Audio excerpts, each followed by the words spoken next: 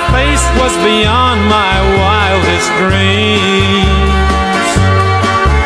like cherry blossoms blooming in the mountain in the early spring. As we walked by the river and she softly took hold of my hand, that's when I fell deep